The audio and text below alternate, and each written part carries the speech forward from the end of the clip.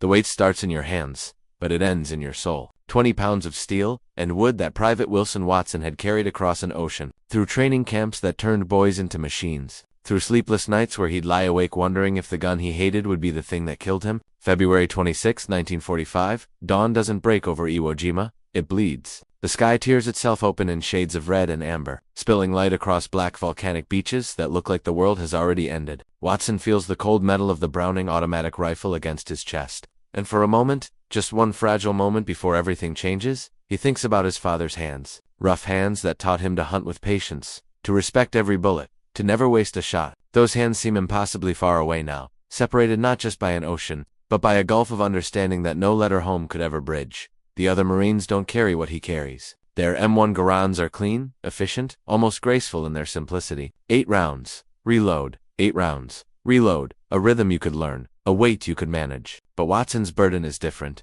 Every step across that black sand, every moment closer to whatever hell waits inland, he feels the gun's 20 pounds like an accusation. Too heavy. Too slow. Too wrong for the kind of war where death comes fast and leaves no time for mistakes. The Japanese know this. They've built their entire strategy around it. They've counted on American doctrine, on the assumption that men with automatic weapons would stay put, would plant themselves in defensive positions and wait. They've prepared for everything except what desperation might teach a man, who has no choice but to learn.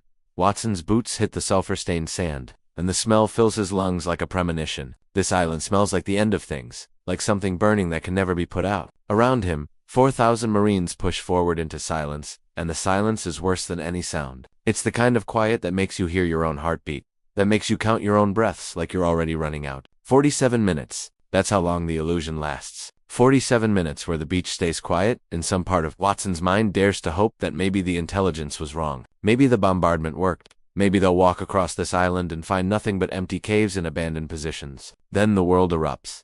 The first mortar round doesn't just explode. It tears reality apart. The sound is physical, something that hits you in the chest and stomach at the same time. Something that reminds you how fragile your body really is. Watson hits the ground, and all around him, the black sand is throwing up geysers of volcanic rock and human tissue, and the screaming starts. Not the kind of screaming you hear in movies. The real thing. The sound of men discovering in real time what their bodies can survive and what they can't. The sound of someone calling for their mother in a voice that shouldn't come from a grown man but does. Because in that moment, we're all just children again. Terrified children who want someone to make it stop. The Japanese machine guns have a different voice than American weapons. They chatter instead of thunder, a rapid-fire rhythm like teeth chattering in the cold, and somehow that makes it worse. Watson can hear them from positions that should be empty, from hillsides that the Navy swore they'd destroyed. 7 battleships had pounded this island for 3 days straight, and it hadn't mattered. The enemy had gone underground, had waited in tunnels and caves like a sickness that bombardment couldn't cure, and now they're revealing themselves with a patience that feels cruel. They've let the Marines crowd onto the beach, let them think they have a chance,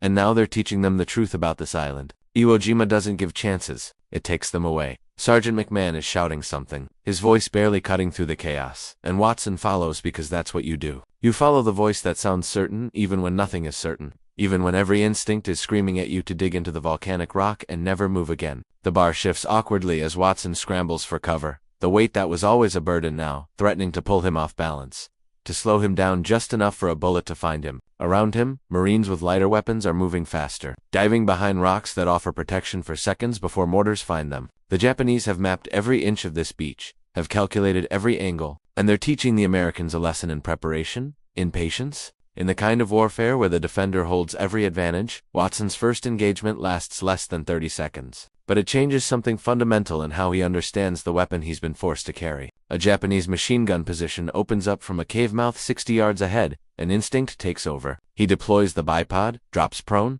starts returning fire exactly the way they taught him in training. The bar's accuracy is perfect. His shot placement is textbook. And that's when the mortars start walking toward him. 3 rounds landing so close that he can feel the heat, can taste the volcanic dust, can hear the fragments whistling past his head like accusations. The lesson is immediate and brutal. Everything they taught him is wrong. Not wrong for some theoretical battle in some European field, but wrong for here, wrong for now. Wrong for an enemy who has spent 8 months preparing for exactly these tactics. He abandons his carefully prepared position and runs, the bar clutched against his chest like something precious instead of something hated. And in that moment of pure terror and pure survival instinct, something shifts in how he thinks about this weapon. It's not a support gun. It's not meant for fixed positions. The weight that slows him down also steadies him. The automatic fire that drains magazines also keeps heads down. The close range that makes conventional doctrine call it obsolete is exactly the range where Pacific combat actually happens. Watson doesn't think these things in words. Not yet. He feels them in his bones, in his survival instinct, in the part of his brain that's learning faster than doctrine ever could.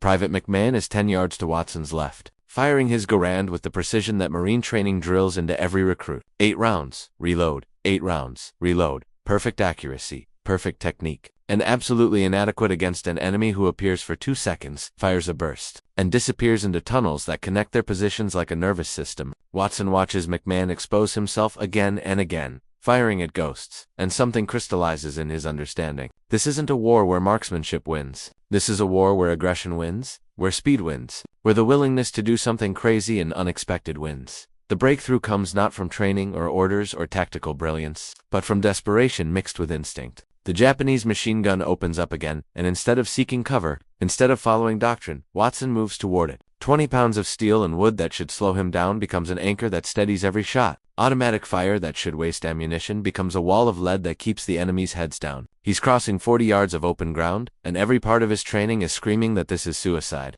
But he's learning in real time that sometimes suicide is the only tactic that works. The bar fires in controlled bursts, and Watson can feel the rhythm of it now. Can feel how to use the weight, how to use the recoil, how to make this hated weapon become an extension of his will to survive. 20 yards from the cave mouth, he empties an entire magazine in one sustained burst. 20 rounds in less than 3 seconds, and the sound is like the world ending and beginning at the same time. The cave goes silent, the machine gun stops, and Watson stands there with his hands shaking, with sweat and volcanic dust turning his utilities into a second skin, and he knows he's just learned something that they didn't teach him. Something that might keep him alive, or might get him killed. But either way, there's no going back to the Marine he was 47 minutes ago. The other Marines have seen it. Corporal Henderson is staring at him like he's just watched someone walk on water. Private Kowalski has this expression on his face, half terror and half hope. Like maybe there's a way to fight back after all. Like maybe this beach isn't where they all die. But Watson is counting magazines in his head, doing the mathematics of automatic fire, and the numbers are brutal. He's just spent more than 8% of his total ammunition in one engagement. 10 magazines left, 200 rounds.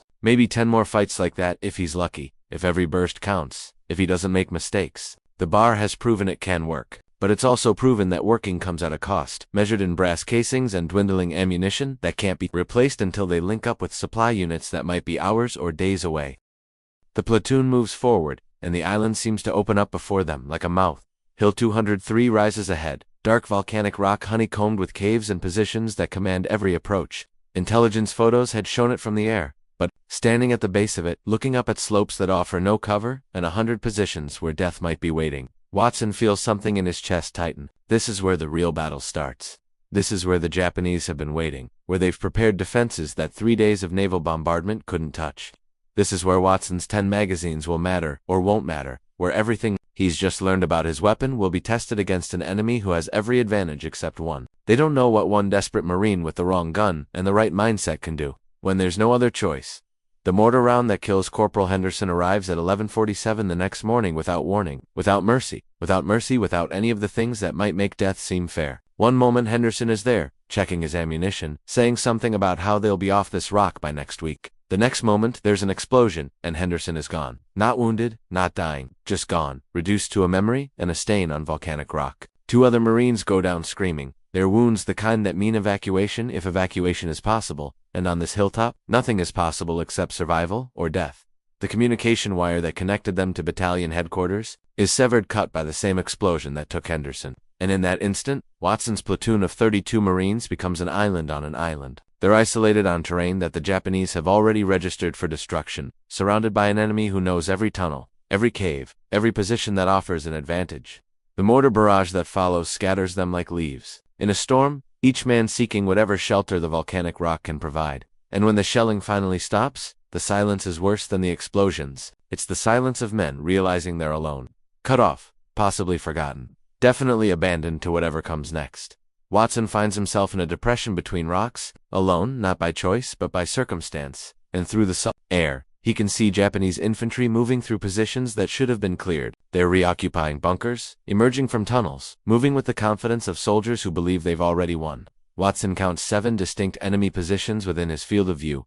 each one carefully sited to support the others, each one connected by tunnels that allow defenders to appear and disappear like ghosts. This is Japanese defensive doctrine at its finest. Interlocking fields of fire, mutual support, depth in position, and the patience to let Americans exhaust themselves against prepared defenses. But Watson has stopped thinking about doctrine. He's thinking about Henderson's voice saying they'd be off this rock by next week. He's thinking about his father's hands, teaching him to make every shot count. He's thinking about 10 magazines, and whether that's enough, and knowing it isn't, and knowing it has to be anyway. The bar lies across his lap, and he's not thinking about its weight anymore, not cursing its bulk or its appetite for ammunition. He's thinking about how it steadied him during yesterday's assault, how its automatic fire kept heads down, how, for 30 seconds in that cave approach, this weapon he'd hated became the only thing standing between him and death. The first Japanese squad comes up the slope with the confidence of men who've been told the hilltop is secure. 8 soldiers moving in good order, rifles ready but not desperate, just doing the job of eliminating the last resistance from an isolated position. They don't know they're walking into the killing ground of a Marine who has stopped following doctrine and started following instinct. Watson lets them come, lets them commit to the open ground, lets them reach the point where retreat would be as deadly as advance. Then he opens fire. The bar speaks with a voice that sounds like judgment. 20 rounds in 5 seconds, each one finding flesh or forcing soldiers to ground. Each one teaching the Japanese that their intelligence was wrong. Their assumptions were wrong, their confidence was misplaced. 8 enemy soldiers fall, and the hilltop goes silent again. But Watson knows this is just the beginning. The Japanese don't send single squads to retake strategic positions. They send companies, platoons, enough men to absorb casualties that would break a smaller force. This first squad wasn't an assault, it was a probe. The real attack is still coming. It comes 2 minutes later from the north. A second squad moving with more caution, using cover, advancing by bounds like they teach in every army's infantry school. Sound tactics against conventional defense. But Watson has abandoned conventional thinking. He moves toward them while firing, turns their careful approach into chaos, makes them choose between dying in place or retreating and dying anyway. The bar's sustained fire sweeps across their formation, and Watson is learning in real time how to use movement and firepower together. How to make the enemy react instead of act, how to turn defense into attack even when you're outnumbered and alone. His ammunition count drops with every burst. 9 magazines left, 8, 7. The mathematics are relentless and unforgiving. Each magazine represents roughly 90 seconds of combat capability, and Watson can feel the weight of every round. He fires, can feel his survival depending on making each burst count. But he's also learning that ammunition conservation means nothing if you die with full magazines. That the point isn't to save bullets, but to use them so effectively that you don't need to save them. The Japanese are learning this too. Learning that the isolated Marine on the hilltop isn't waiting to die, but fighting like someone who's already decided that if death comes, it's going to have to work for it. The bullet finds him at 12:21, a 7.7mm round from a Japanese sniper who's been watching, waiting, calculating. It strikes Watson's left shoulder and spins him around, slams him into volcanic rock that tears through his uniform and skin. The pain is immediate and total, a white-hot explosion that radiates through his entire body. And for a moment, just one terrible moment, Watson thinks this is how it ends. Not in glory, not in some clean heroic sacrifice. Just bleeding out on a hilltop that doesn't even have a name, holding a gun that military planners have already decided is obsolete. But the moment passes, and Watson discovers something about himself that training never revealed. He discovers that the body can absorb more damage than the mind believes possible. The shoulder is destroyed, muscles torn, bone probably fractured, but his arm still moves. It screams when it moves, sends lightning through his nervous system, but it moves. He can still operate the bar's controls, can still change magazines even if it takes longer, even if every motion costs him something he'll never get back.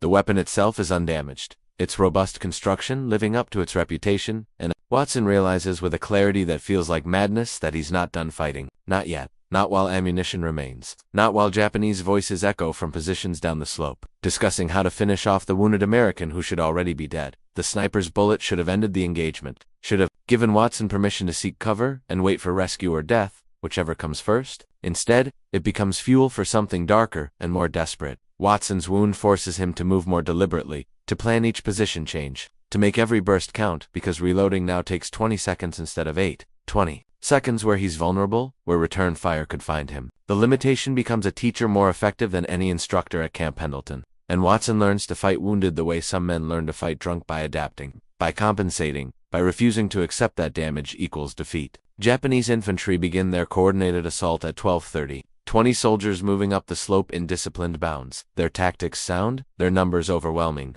their confidence restored by the knowledge that they face a wounded enemy with limited ammunition. They move like professionals, like men who've been fighting this war for years, like soldiers who understand that patience and coordination will inevitably triumph over individual courage. They're right about everything except the thing that matters most. They don't understand that Watson has stopped being a Marine, following doctrine, and become something else. Something that doctrine never accounted for. A man with nothing left to lose except his life, and a weapon that can make those last moments matter. Watson moves toward them. The tactical manuals would call this suicide. The Japanese certainly call it madness. But Watson has learned that aggression breaks assumptions. That moving forward when you're supposed to fall back creates confusion. That sustained automatic fire at close range overcomes any advantage numbers might provide. His wounded shoulder creates an awkward firing stance that actually improves his accuracy by limiting motion, by forcing him to plant the weapon firmly and fire with deliberation. Each burst is more carefully aimed than his previous automatic fire, and the results are devastating against an enemy prepared for defensive tactics, but not for assault from a man who should be dying. The Japanese assault falters within minutes. Soldiers trained for conventional warfare find themselves facing an opponent who refuses to follow any pattern they understand. Their doctrine calls for suppressing defensive positions with concentrated fire, but Watson's position keeps changing, making suppression impossible. Their tactics call for using superior numbers to overwhelm resistance, but Watson's automatic fire creates casualty rates that exceed what their planning assumed. They're fighting a battle they've practiced 100 times, but the enemy isn't. Reading from the same manual, and nothing they do seems to work. The second wound comes at 12:38, a grenade fragment that opens Watson's left leg from thigh to calf. The pain is different from the shoulder, sharper and more immediate, and when Watson looks down, he can see things that shouldn't be visible, tissue and tendon that's supposed to stay internal. Blood soaks through his utility pants, warm and thick, and the rational part of his mind knows he's in trouble, knows that blood loss will take him down faster than enemy fire, knows that 2 serious wounds mean he's on borrowed time. But the irrational part, the part that's kept him fighting for the last hour, doesn't care about rationality. It cares about the Japanese infantry still coming up the slope, about the magazines still on his belt, about finishing what he started even if finishing means using his last breath to fire his last round. His blood trail marks the volcanic rock, like paint, dark red against black stone, and Watson uses this to create deception. He fires from one position, leaves blood evidence that suggests he stayed there, then moves to another location before return fire arrives. The Japanese see the blood and think he's dying in place. They don't realize he's dying in motion, that the wounds that should immobilize him have instead freed him from any concern about tactics or survival, or anything except making every remaining moment count for something. The limitation has become liberation in the most terrible way possible. Japanese casualties mount 15 confirmed kills, maybe more wounded and withdrawn through tunnels. The numbers start affecting enemy morale in ways that training never prepares soldiers for. They'd been told they were overwhelming an isolated position. They'd been told the American was wounded, low on ammunition, essentially defeated. Instead, they're facing sustained resistance that's already cost them more casualties than taking the entire hilltop should have required. Officers start committing reserves, escalating their commitment, transforming what should have been a routine operation into a struggle that's consuming resources and men they'd planned to use elsewhere. Watson reaches his final magazine at 12:42, 20 rounds, 90 seconds of combat capability. After this, the bar becomes an expensive club, and Watson becomes just another wounded Marine, waiting for death. But these aren't just any 20 rounds. They're the culmination of everything. Watson has learned in 2 days of combat that have taught him more about automatic weapons than 3 years of training ever could. Each round will be fired with sniper precision combined with tactical aggression, conservation balanced with decisive action, desperation refined into something that looks like skill but is really just the will to survive, compressed into lead and copper. The Japanese commander commits everything to the final assault. 37 soldiers converging from multiple directions, their coordination excellent, their determination absolute.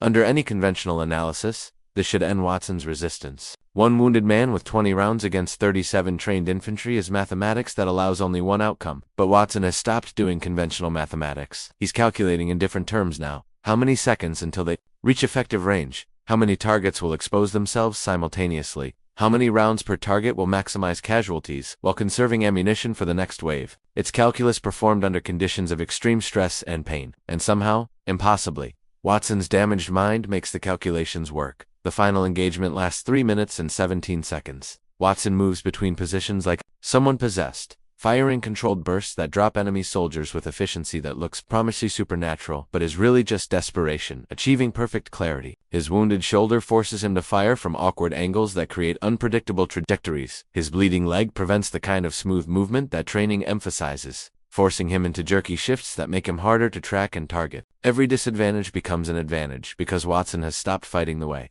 Marines are supposed to fight and started fighting the way a wounded animal fights. With pure survival instinct guiding every decision, the 20th round leaves, the bar's muzzle at 12:44, and the hilltop falls silent. Not the silence of victory, not the silence of defeat, the silence of absolute expenditure, of a human being who has given everything: blood, strength, ammunition, hope, and has nothing left except the ragged sound of his own breathing and the knowledge that he's still alive when he shouldn't be. Watson slumps against volcanic rock that's warm with afternoon sun and slick with his own blood. And for a moment, he can't remember why any of this mattered. The hilltop isn't strategic.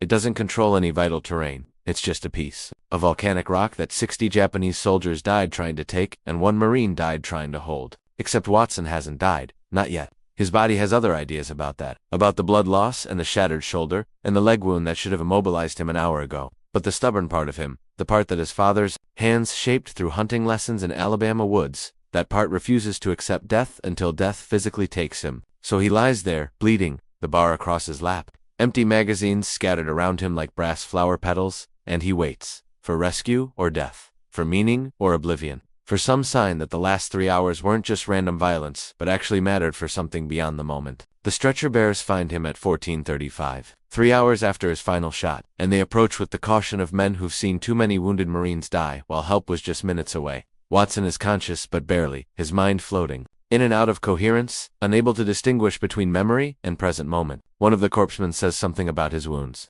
uses words like critical and massive blood loss and immediate evacuation, but Watson can't focus on the words. He's looking at the bar, at this weapon he'd hated for 8 months.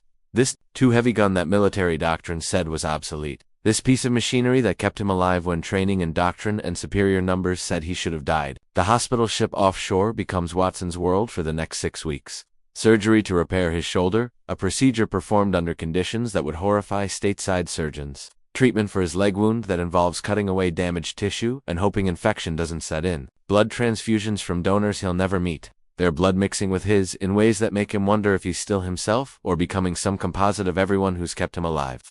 The doctors tell him he's lucky. They use that word, lucky, and Watson wants to laugh because luck implies chance, implies randomness, and nothing about Iwo Jima felt random. It felt calculated, prepared, inevitable. Lieutenant Colonel Denig visits the hospital ship on March 5th, carrying field reports and a recommendation for the Medal of Honor that describes Watson's actions in language that feels both accurate and insufficient. The citation talks about gallantry and heroism and single-handedly neutralizing an enemy company. But it doesn't capture what Watson actually experienced. The terror, the pain, the terrible clarity that comes when you realize you're probably going to die and the only choice remaining is whether that death means something or nothing. Denig reads portions of the citation aloud, and Watson listens without really hearing, because the words describe a hero, and Watson doesn't feel like a hero. He feels like someone who got trapped on a hilltop with a weapon that shouldn't have worked and somehow made it work because the alternative was dying with full magazines and an empty conscience. The physical evidence from Hill 203 tells a story that Watson can't bring himself to read. 60 confirmed Japanese casualties in an area roughly 100 yards square. The bar itself, examined by ordnance specialists, shows no signs of mechanical failure despite sustained firing that should have caused overheating or jamming. The weapon worked exactly as designed, and that's what haunts Watson more than anything. The realization that the bar was never the problem. The problem was doctrine that told Marines to use it defensively when its true potential only emerged through aggressive assault at close range. Watson proved this through desperate improvisation, and now other Marines will use those same tactics with weapons that military planners were preparing to phase out. His 3 hours of combat have changed doctrine, but the cost of that change is measured in his shattered body and the memories that wake him screaming in the night. Captain Morrison's intelligence report, filed on March 2nd, recommends fundamental changes in automatic weapons employment, but his language is clinical, tactical, devoid of the human cost those changes represent. He writes about firepower, maximization, and aggressive close-range tactics and ammunition expenditure rates, reducing Watson's experience to data, points that can be analyzed and disseminated through training programs. Morrison never mentions the smell of sulfur mixed with blood, never describes what it feels like to fire your last round and realize you're still alive, never captures the particular kind of loneliness that comes from holding a position alone while the world tries to kill you. His report is accurate and useful, and it completely misses the emotional truth of what happened. Watson's evacuation to stateside hospitals happens during a period when Iwo Jima is still consuming Marines at a rate that makes his individual sacrifice seem almost insignificant. 36 days of combat will eventually claim nearly 7,000 American lives and wound almost 20,000 more. Watson's engagement on Hill 203 represents less than 1% of those casualties.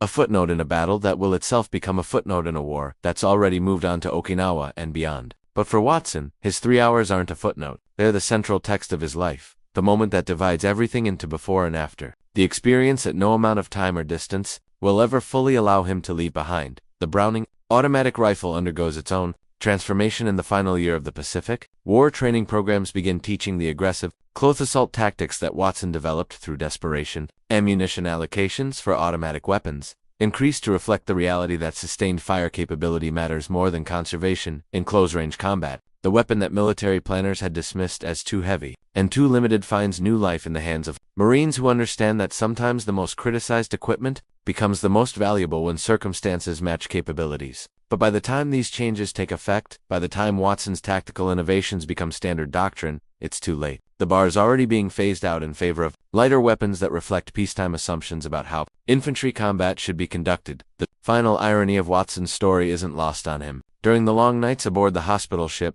he proved that the bar could be decisive when employed aggressively, and in doing so, he validated a weapon that was already obsolete by the time his valor was recognized. The military establishment had decided that automatic rifles didn't fit modern infantry doctrine, and nothing Wilson Watson did on a hilltop in the Pacific could change institutional momentum that had been building for years. His 3 hours of combat had rewritten tactical manuals, but those manuals would be used for weapons that came after. Lessons learned too late to save the gun that saved his life. Watson thinks about this sometimes. During the months of rehabilitation that stretch into years of adaptation to a body that will never fully recover, he thinks about his father's hands teaching him to make every shot count, and he wonders what his father would make of the 3 hours where Watson fired 200 rounds and made every single one count in ways that precision shooting never could. He thinks about Corporal Henderson saying they'd be off that rock by next week, and how Henderson never got off that rock at all. He thinks about the Japanese soldiers who died trying to take a hilltop that meant nothing strategically, and he wonders if they had fathers too. Fathers with rough hands who taught them things that didn't prepare them for what war actually demanded.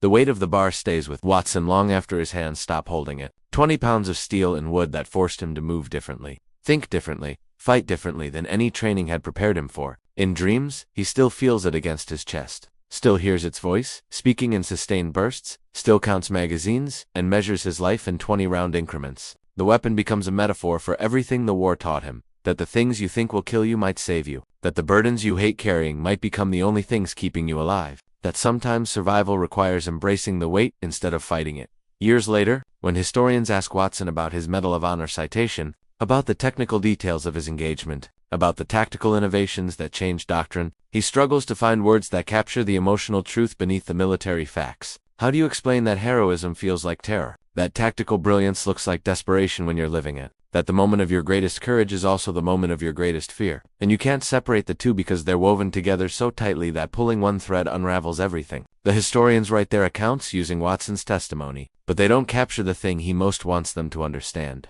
That he wasn't brave on Hill 203, he was just too stubborn to die, too angry to give up, too committed to making his death mean something if death was inevitable. The bar itself becomes a museum piece, displayed in cases with small placards that describe its technical specifications and service record. Visitors read about its 20-pound weight, its .336 cartridge, its cyclic rate of 500 to 650 rounds per minute. They don't feel the weight of it against their chest during a beach landing. They don't hear its voice cutting through chaos. They don't experience the terrible intimacy that develops between a soldier and the weapon that keeps him alive when everything else fails. The museum preserves the object but loses the relationship, displays the steel but misses the human story that made it matter. Watson dies in 38 years after Iwo Jima, his body finally giving up the fight that his will sustained long past when it should have ended. His Medal of Honor goes to his family, along with a folded flag and the gratitude of a nation that never quite understood what he gave on that volcanic hilltop. The newspaper obituaries mention his valor, his tactical innovations, his contribution to Marine Corps doctrine.